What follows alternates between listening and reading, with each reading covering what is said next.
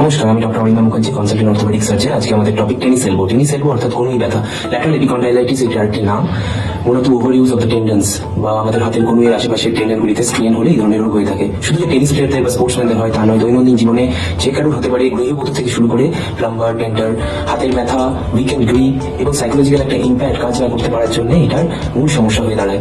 সেক্ষেত্রে যে শুধু ওষুধ খেলে এটা সেরে যায় সবসময় তা নয়, কিছু কিছু ক্ষেত্রে আলাদা ট্রিটমেন্টও লাগে। ইউজুয়ালি এটা ক্লিনিক্যাল ডায়াগনোসিস, বাট কিছু কিছু ক্ষেত্রে আমাদের এক্সরেস বা এমআরআই লাগতে পারে অন্য কোনো রোগ আছে কিনা সেটা রুল আউট করার জন্য। ওষুধপত্র যেমন অ্যান্টি ইনফ্লামেটরিজ, কোলাজেন্স এক্ষেত্রে খুবই কার্যকরী। কিছু কিছু ক্ষেত্রে স্প্লিন্ট, ব্রেসেস লাগে। ফিজিওথেরাপিস অবশ্যই একটা উল্লেখযোগ্য ট্রিটমেন্ট থেরাপি এক্ষেত্রে। কিছু ক্ষেত্রে ইনজেকশনসও লাগে, যেমন ডিআরপি, কিছু লোকাল স্টেরয়েডস দেওয়া হয়, শক থেরাপিস দেওয়া হয়। খুব কম ক্ষেত্রে এরকম আছে যেখানে অপারেশন লাগে, বিশেষ করে স্পোর্টসম্যানদের ক্ষেত্রে লাগতে পারে।